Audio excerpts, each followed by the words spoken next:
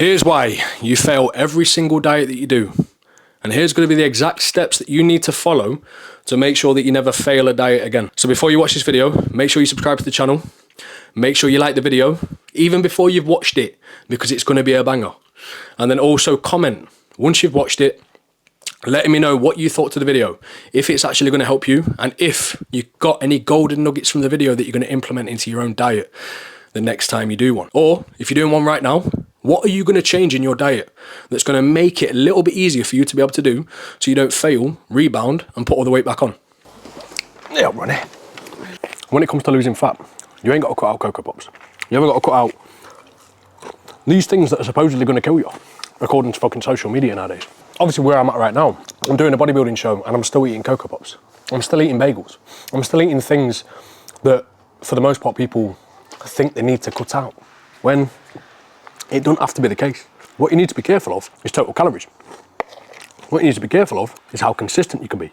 And the reason why your diet's probably failed in the past is because you cut these things out thinking they're bad, and they're only ever bad as if you overconsume. So if there's foods that you're having that you can't stop yourself from eating more and more of, they're the foods that have probably got to go. There's obviously going to be some element of restriction. You're obviously going to have to cut back on your calories, which is going to feel restrictive.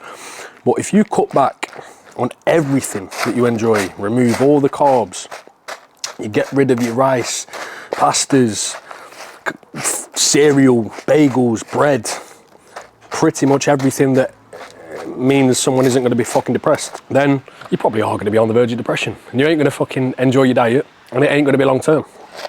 Most people want a quick fix. When quick fixes, have they ever worked? Ever? Have you ever done a 6-week diet? Which you probably have, because I have. And did it work? Might have. But what happened after? You probably fucking ballooned back up. See that? Lick the bowl clean. 100 grams of Cocoa Pops down the pipe. Now, I'm going to be on a bit more of a restrictive diet than what most people need to be on. Doing a bodybuilding prep, it's a little bit more stringent. I do need to be aware of what I'm eating, how I'm digesting the food, having similar meals, making sure the macros and the calories are going to be roughly the same. But that's mainly down to the fact that I need to be losing a consistent amount of weight and body fat per week to be able to then make it to stage and look semi-decent. But here's the thing, you ain't got to live like me. You haven't got to do what I'm doing right now. And the reason why most people fail diets is because they probably try to live like a bodybuilder. They try to live, well, worse than me. They'll have nothing. They'll cut out all the favorite foods, all the carbs, stick with just a salad and fucking protein-based diet, when that ain't gonna be sustainable for no one. And now I do believe a diet should not be sustainable. You should not be thinking about sustaining a calorie deficit for the rest of your fucking life. It don't work like that. But what you do need to understand when it comes to a diet is longevity and long-term will lead to longer lasting results because of the habits that you're gonna build. Now what you're gonna see is a clip of me tracking my calories. And yeah, for the most part, I will eat the same meals every single day. But I still like to keep track of what I'm eating to make sure, one, I don't miss a meal. But for you, tracking calories is going to be a way for you to be consistent. It's going to be a way for you to be able to maintain a similar amount of calories every single day. Now, do you need to be completely accurate with the calories you're having every day? No, you don't need to be on the money. But what you do need to be focusing on is be within a range, 5 to 10% under or over. And then when it comes to being in a calorie deficit across the week, as long as you sit below that maintenance point for you, and obviously I don't know what that's going to be for you unless I know your situation, you will then lose weight. It's as simple as that.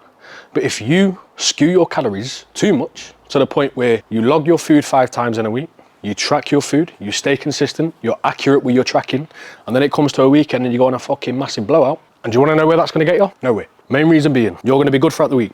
Like most people say they're going to be. They're going to be good throughout the week, they're going to track, and it gets to a weekend, and you go out on a Friday, you go for a meal out on a Saturday, and then you go on a mad one.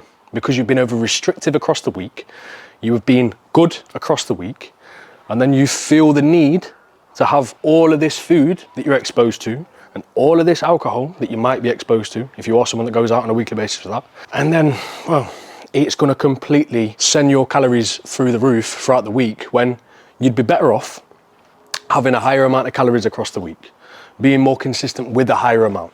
And then when it comes to a weekend, you're going to feel less of a need to go on a mental one, to go on a mad one, to have more food, to go on a little binge. Or one thing that you're going to be doing wrong is starting your calories too low.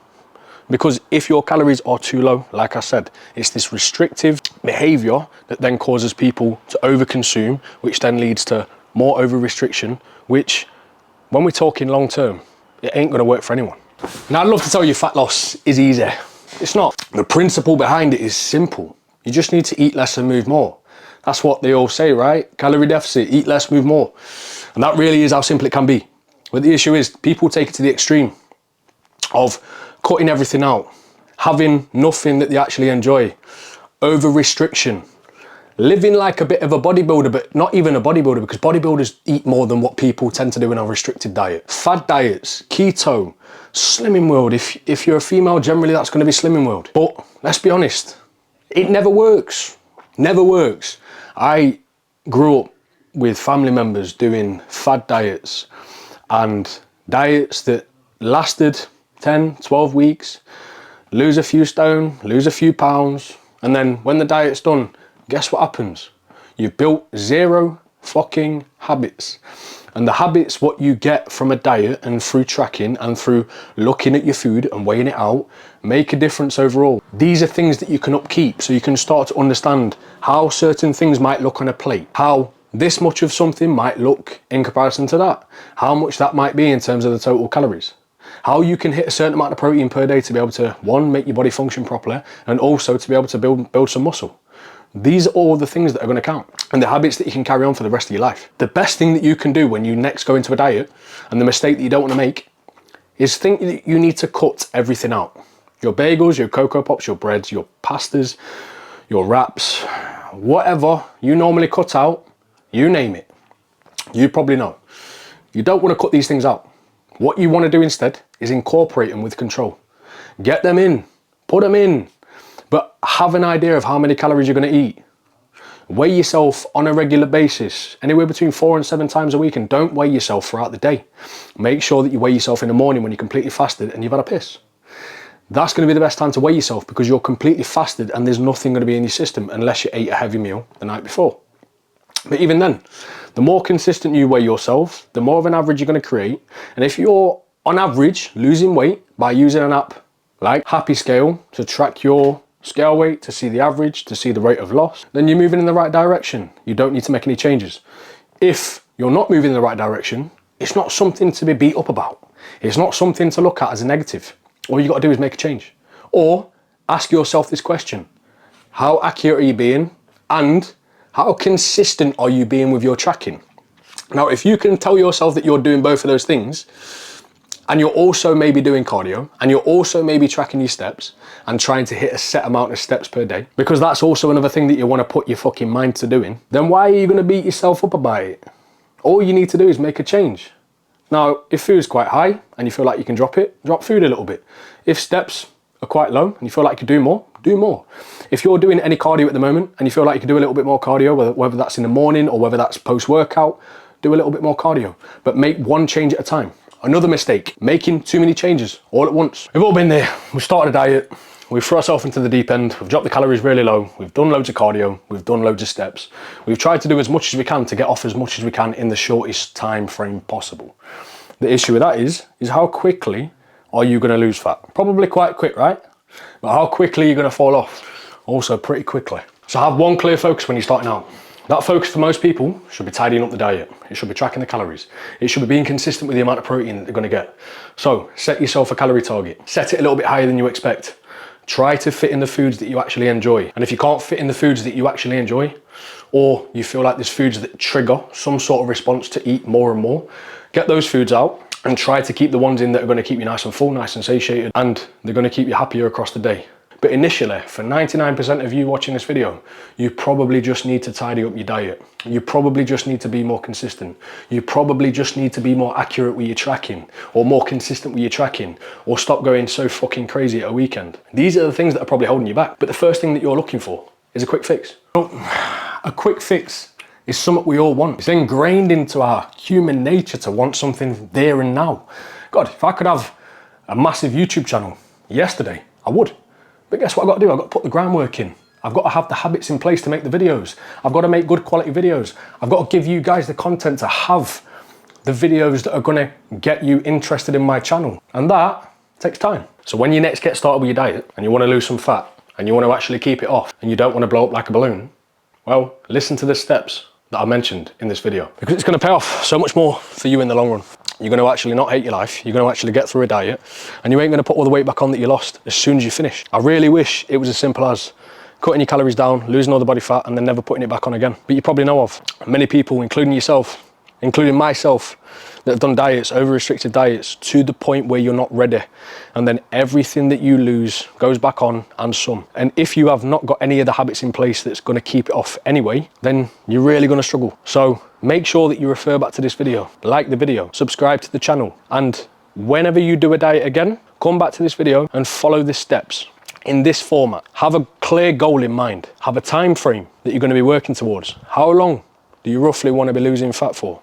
Set yourself a longer time frame, 12, 16 weeks initially. And then once you get to that point, it could continue. But once you get there, you might want to take your foot off the gas a little bit. You might want to have a week where you're just eating a little bit more food. You bump the calories up. You're still tracking your food, but your calories might be at maintenance. But from that point then, you've had a bit of a reset period. You've been eating more food. You've had a few more meals out. And then you can get back to fat loss. But having that week off isn't going to be detrimental to your progress, as long as you don't press the fuck it button and then completely rebound, and then not go back into your diet again at that point until the next time that you decide you need to do it again. Once you've got the time frame, you need to have a set target for the amount of calories that you're going to hit.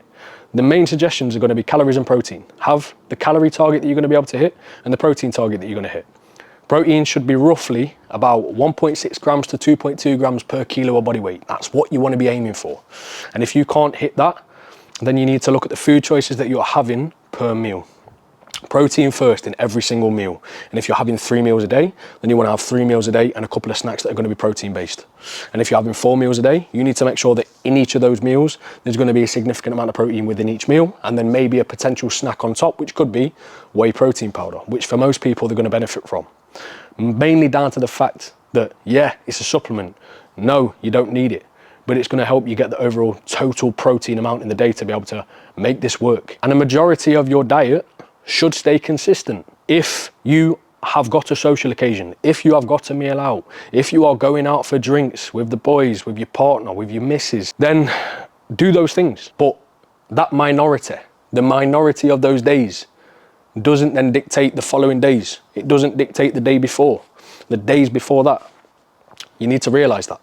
One day off is not going to kill you. But at the same time, that one day doesn't turn to 2. That 2 doesn't turn to 3. That 3 turns to never again until, well, you get sick of how you look. Carbohydrates and fats matter too.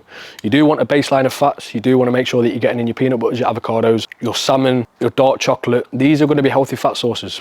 Polysaturated or poly and monosaturated fats, which are going to help you hormonally and also help with appetite management and satiation. However, for most of you that are failing diets and watching this video, 2 considerations need to be calories and protein. The carbohydrates are going to be your main fuel source. So you do want to make sure that you got some element of carbohydrates in there, but it needs to be the last thing that you calculate. Once you've got your protein and your calories, the rest of your diet is going to be filled up with carbohydrates and fats. Fats generally want to be at a baseline. Carbohydrates want to be in a position where they can be enough for you to continue to be in a deficit, but not too low to the point where you've got to be so restrictive and cut everything out. But as time goes on, you might want to pull things back. And when it comes to adjusting your total calories, then you're going to pull back on the carbs. That is going to be the first thing that you're going to pull back from. And if you're not tracking your food, what's going to happen? But that's where we follow on to the next step. Tracking your food is going to be important. Having a food scale, putting it somewhere where you can grab it, using an app like MyFitnessPal or Calorie NutriCheck, the calorie tracker. Go on the App Store, download it, start scanning the barcodes, start inputting the foods that you're going to have on a regular basis, and start tracking your food accurately. Because at that point, you don't need to just remove a food source. You need to taper it down, taper the amount of grams that you're having. And that will lead to consistent rates of loss. And the next step, tracking the data. Track the data that you need to know if you're moving in the right direction. Scale weight on a regular basis, not just once a week. We're not Slimming World. If you track your data in terms of your scale weight, you can roughly work out an average. And don't beat yourself up if the scale weight fluctuates. It is going to fluctuate. It's going to go up, it's going to go down. But on average, if it's going down and you're being consistent with everything that I mentioned earlier on in the video, then guess what's going to happen? You don't need to make any changes. You just keep on doing what you're doing. But when things start to stall, if you're being accurate with your tracking, you're doing your cardio, you're doing your steps, you're staying consistent with those things, then what you just need to do is make a change somewhere and make one change at a time. Another piece of data that you want to track actual visual data, your pictures, your photos. Everyone hates taking photos, when the reality is you don't like how you look right now. You need to see how you transition. You need to see how you transform. You're not always going to see a change in the scale weight, but you might see a change visually. And then if you're seeing a change visually, then you might not even need to make an actual change to the plan that you're following. All you then need to do is continue on with what you're currently doing that's going to keep you moving forward. And finally, train fucking hard. Go to the gym, train as hard as you can. But don't use training as a way to burn calories. Your training is to build muscle. It is to maintain muscle mass. You don't need to consider how many calories you're burning per session. You need to go in and work your hardest to maintain the muscle mass that you've already got. Or if you're new to the gym, build up the muscle to be able to have a better metabolism, to be able to function with more food because you've got more muscle. And that is going to be the basics behind why your diet's probably failed in the past and what you need to do to be able to make it possible to never fail a diet again. And if you follow these steps, you can't really go wrong. The hardest thing is going to be being consistent, being accountable to yourself.